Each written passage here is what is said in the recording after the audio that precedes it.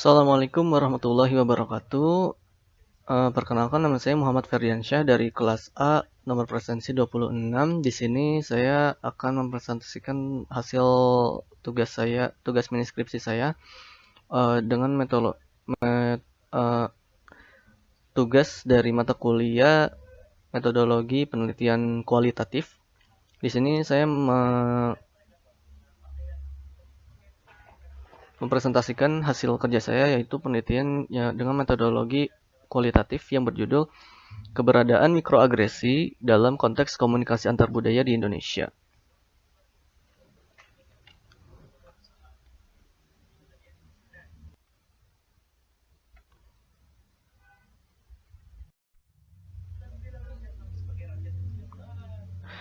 Baik, bab 1 pendahuluan 1.1 latar belakang. Komunikasi yang terjadi antar manusia terkadang dapat menjadi suatu hal yang rumit untuk dipahami.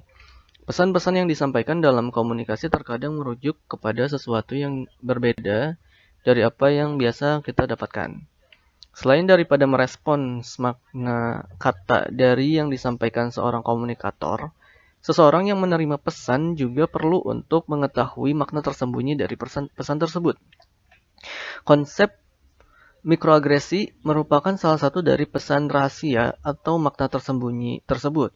Mikroagresi adalah suatu bentuk komunikasi tersembunyi yang berbentuk merendahkan suatu pihak dari latar belakang, budaya, ras, agama, atau bahkan gender yang terjadi pada kehidupan sehari-hari.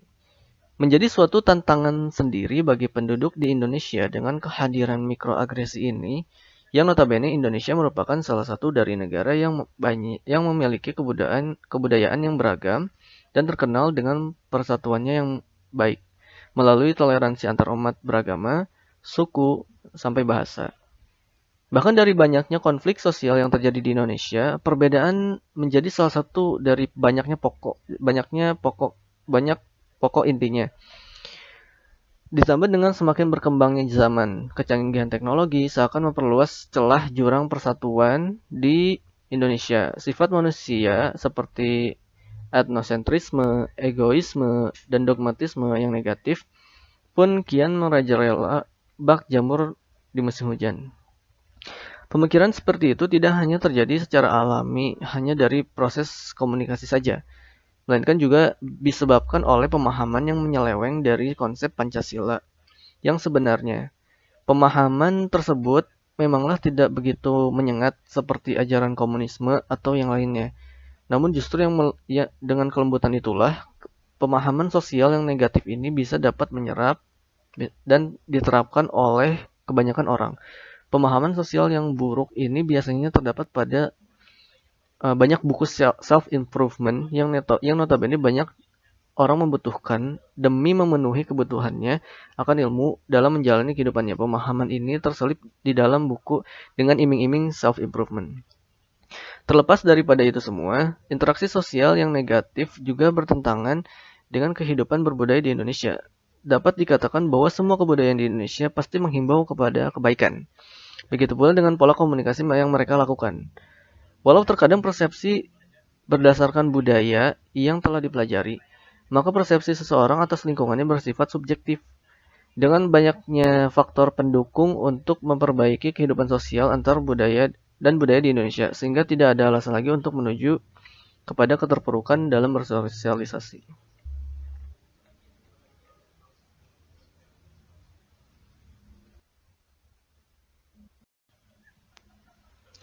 Baik, selanjutnya ada 1.2 fokus penelitian.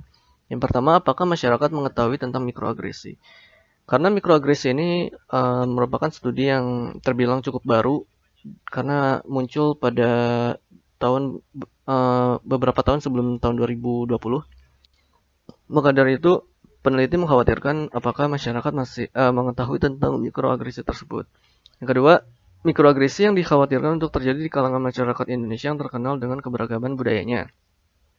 Kita melihat bahwa Indonesia mempunyai keberagaman budaya dan bahkan masyarakatnya yang hidup secara sangat plural ya. Maka dari itu dikhawatirkan mikroagresi ini tuh terjadi pada saat terjadinya komunikasi dengan konteks komunikasi lintas budaya. Yang terakhir ada pentingnya mengetahui sekaligus menghindari perilaku yang merujuk kepada microassault. Microassault merupakan salah satu jenis dari mikroagresi, di mana microassault adalah salah satu jenis mikroagresi yang negatif atau sangat negatif, bahkan bisa menimbulkan perpecahan. Yang selanjutnya ada 1.3 tujuan penelitian. Yang pertama ada mengetahui tingkat kesadaran masyarakat di Indonesia tentang konsep mikroagresi, agar orang-orang di Indonesia mengetahui bahwa bagian mana yang termasuk ke dalam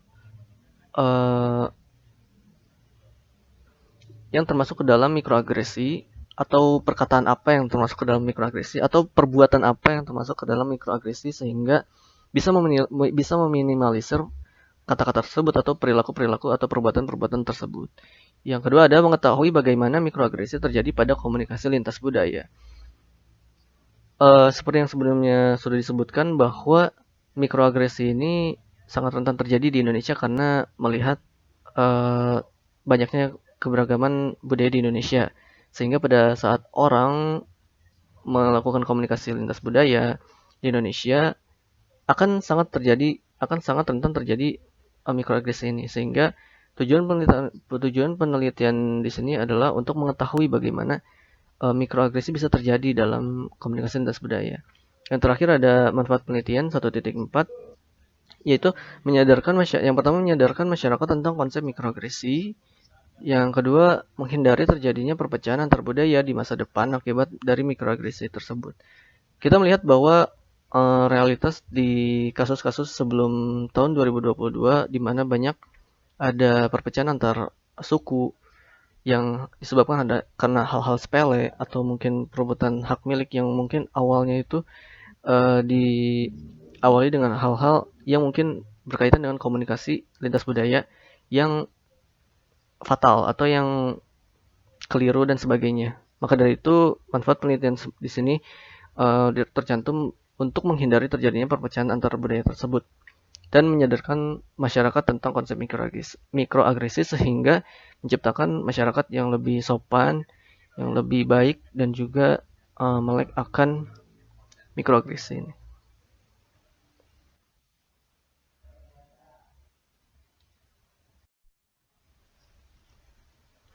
Selanjutnya ada bab 2 kajian teori. 2.1 konsep. Menurut dosen dari Columbia University, Derald Wingsu, mengatakan bahwa mikroagresi adalah penghinaan verbal atau perilaku sehari-hari yang singkat dan umum, baik disengaja atau tidak disengaja, yang mengomunikasikan penghinaan. Dapat berupa penghinaan ras yang negatif, penghinaan yang berpotensi memiliki dampak psikologis yang berbahaya atau tidak menyenangkan pada orang atau kelompok sasaran. Nah, mikroagresi dapat dibagi menjadi 3 kategori, yaitu yang pertama microassault. Microassault merupakan tindakan mikroagresi yang dilakukan secara sengaja. Dapat dilakukan secara verbal, non-verbal, atau secara lugas demi menunjukkan terangnya perbedaan atau diskriminatif. Yang kedua, micro-insult merupakan suatu komunikasi yang biasanya berupa komentar terhadap suatu hal baik. Suatu hal baik sengaja ataupun tidak sengaja dengan menyampaikan beberapa topik yang biasanya mengarah kepada suatu yang negatif, baik berupa sifat suatu suku, gender, atau ras. Pesan ini biasanya ditandai dengan komentar yang di dalamnya mempunyai makna menghina.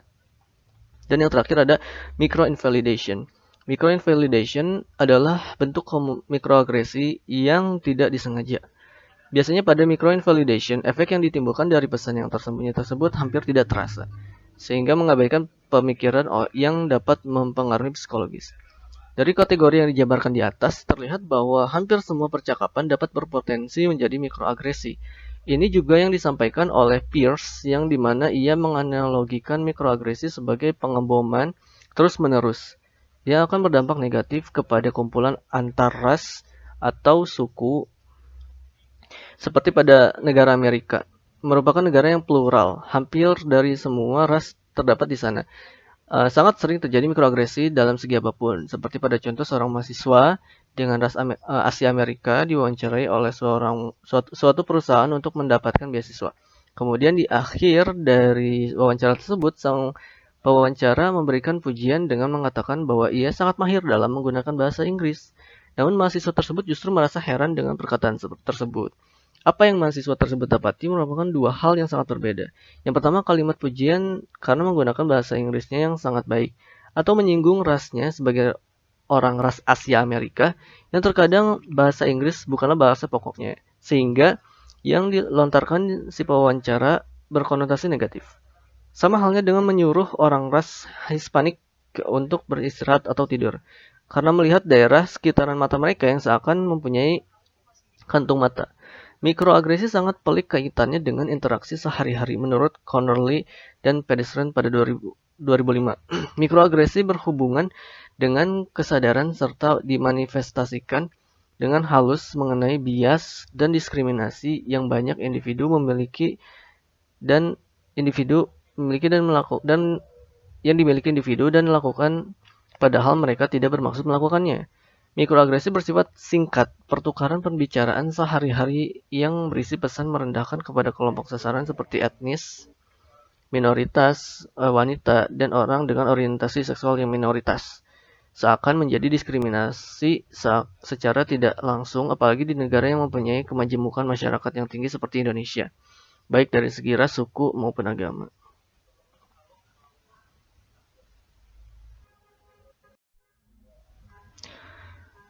Selanjutnya ada bab 3 metode penelitian. 3.1 Paradigma penelitian. Penelitian kualitatif dimaksudkan untuk memahami arti atau mencari makna dari peristiwa dan kaitan-kaitannya dengan orang-orang biasa dalam situasi tertentu. Mulung 2010. Penelitian kualitatif memungkinkan peneliti mengeksplorasi kalian agar menemukan data akurat terhadap suatu fenomena. Sedangkan studi fenomenologi digunakan karena fokus dalam penelitian ini bertujuan untuk mengelaborasi fenomena mikroagresi dalam konteks komunikasi sosial dan budaya di Indonesia.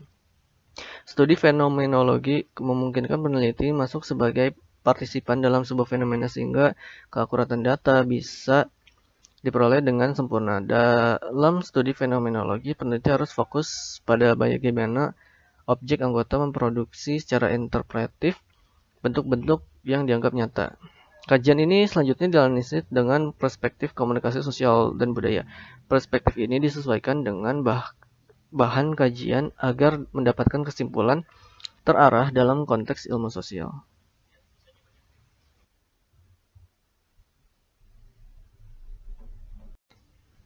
Sekian presentasi yang dapat saya sampaikan. Mohon maaf atas segala kekurangannya. Wassalamualaikum warahmatullahi wabarakatuh.